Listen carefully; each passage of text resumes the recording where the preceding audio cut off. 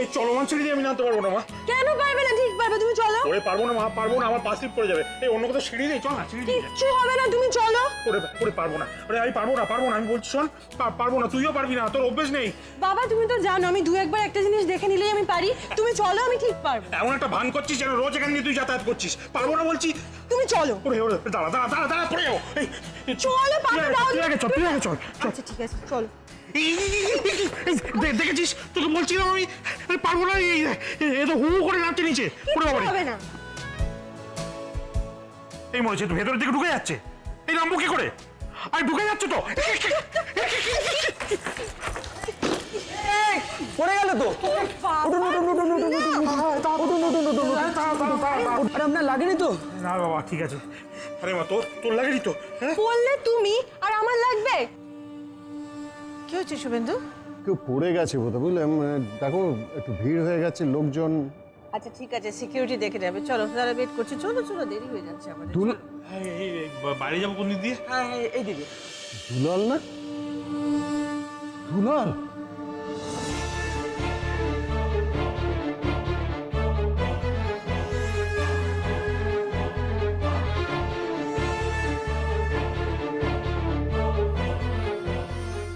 দুলাল, দুলাল শোন, যাস না। এই দুলাল, সেটা কি ঝুঁকছো কেন? রেলিং থেকে পড়ে যাবে। আহা, দেখো একদম দুলালের মতো চেহারা, দুলালের মতো হাঁটা। ও নিশ্চয়ই দুলাল। কি হচ্ছে কি? আমি দুলাল। তো এখানে দুলাল কোত্থেকে আসবে? ভুল করছো তুমি। Shubhendu, wait for me. Dulal শোন, যাস না। এই দুলাল, দুলাল, আরে কি আশ্চর্য। দুলাল, আমি দুলাল। শুভেন্দু ওয়েট, যেও না। শুভেন্দু, দিব্য, তুমি দাঁড়িয়ে আছো কেন? তাদেরকে ধরো, গিয়ে পড়ে যাবে। তাড়াতাড়ি এসো। শুভেন্দু, একটা না অঘটন না বাদিয়ে ছাড়বে না। দাদা, তাড়াতাড়ি যাও, দাদা, তাড়াতাড়ি যাও। শুভেন্দু, দুলাল, এই শুনুন। আচ্ছা, এখানে এইমাত্র একটি লোককে দেখেছেন? মানে আমারই মতো বয়স, ধুতি শার্ট পরা, এই সঙ্গে একটা মেয়েও ছিল, দেখেছেন? খেয়াল করিনি। ও আচ্ছা, কিন্তু তাহলে কি দুলাল বেরিয়ে গেল এর মধ্যে? কোথায় দুলাল করে তুমি পাগল হয়ে গেছো। তুমি হ্যালুসিনেট করছো শুভেন্দু। প্লিজ দুলাল। না শোভা, বিশ্বাস করো, আমি দুলালকেই দেখেছি, আর সঙ্গে ওর মেয়েও ছিল। ওয়ান্ডারফুল। এতদিন শুধু দুলাল ছিল, এখন তার সঙ্গে অ্যাড হয়েছে দুলালের মেয়ে। শুভেন্দু, প্লিজ স্টপ দিস পাগলামি। What happened, Dad? তোমরা এখনো উপরে যাওনি? যারা ক্রিশ তো ওয়েট করছে। Nothing happen. তোমার বাবা হ্যালুসিনেট করছে, দুলাল করে পাগল হয়ে গেছে একদম। দুলাল, কি হলো আঙ্কেল, চুপ করে আছো যে? আর কে এই ছেলেটা? একে এতগুলো টাকা দেওয়ার কারণটা কি? যাক বাবা, এতবার করে যখন ছেলেটাকে বকছে না, তখন আমার একটা কথা শুনতে পাইনি, আমি নিশ্চিত। আমার কথা শুনে ফেললে তো মলের উদ্বোধনের আগেই আমারই ঝাঁপ পড়ে যেত।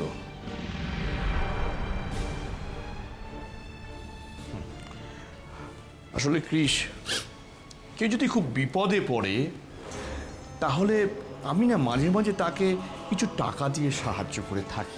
এটা আমার স্বভাব। আর সেইটা যদি সবাইকে এরকম জনে বলে বেড়াই, তাহলে সেই সাহায্য করার কি কোনো দাম থাকে বলতো? সাহায্য? হেল্প?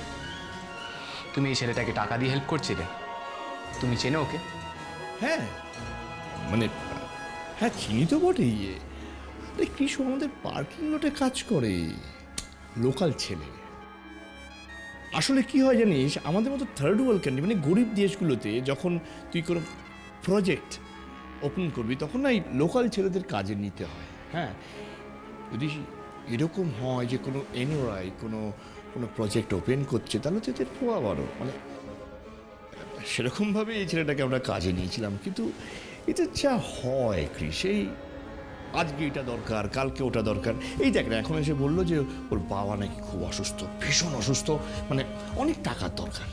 তো সেটা ওই আমি দিয়ে দিলাম আর কি। বাট আঙ্কেল বি কেয়ারফুল, তুমি যাদের কাজ দিচ্ছ তাদের ব্যাকগ্রাউন্ড ডিটেলস তোমার কাছে থাকা উচিত। কোনো খোঁজ খবর না নিয়ে কাউকে প্লিজ রিক্রুট করো না। আরে না না, এটা কোনো হয় নাকি? না, অ্যাকচুয়ালি এরকম মিস্টেক আগেও আমেরিকায় হয়েছিল, তাই তোমায় আগে থেকে মনে করিয়ে দিলাম। তুই এই ব্যাপারটা নিয়ে মাথা ঘামাস না, ওকে? দেখ, আমি তো পুরোটা দেখছি, আমি হ্যান্ডেল করে নেবো। বাট আঙ্কেল, আমি তোমার থেকে আরেকটু বেশি এফিসিয়েন্সি এক্সপেক্ট করি, তাই যা যা করছো একটু রেসপন্সিবিলিটি নিয়ে করো, তাহলে আমাদের পক্ষে ভালো হয়।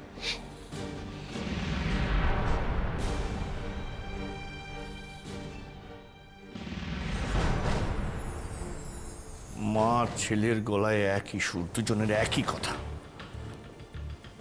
আর একটু এফিশিয়েন্ট হও, আর একটু রেসপন্সিবিলিটি নাও। দাঁড়া, শপিং মলে ইনঅগ্রেশনটা হতে দাও, তারপর দেখাচ্ছি তোমার কোথায় কতটা রেসপন্সিবিলিটি তুমি নাও, কতটা তুমি এফিশিয়েন্ট। বৌদি বলে না, তার ছেলে মুখ উজ্জ্বল করছে, উজ্জ্বল। কালকে আমি দেখাচ্ছি তোমার এই গুণধর ছেলে তোমার মুখটা কি করে কালো করে দিতে পারে। বাবা, মাংসটা কি ভালো খেতে ছিল না? হোটেলটা কিন্তু হেভি রান্না করে, বলো। তুই কি ভেবেছিস? হ্যাঁ, খাওয়ার গপ্প করে আমাকে ভুলিয়ে রাখবি? সে বান্দা আমি নই। কেন বুঝতে পারিস না? আমার তোর জন্য বড্ড চিন্তা হয় আমার, আমি শান্তিতে থাকতে পারি না। আমি এক কাজ করবো, বরং কাল থেকে রোজ দুবেলা তোকে আমি দিয়ে আসা নিয়ে আসা করবো, সেই ভালো। কি বলছো তুমি বাবা? তাহলে তো আমাদের দোকানটাই লাটে উঠবে। তুমি এত চিন্তা করো না তো, আমি ঠিক একা একা আসতে পারবো।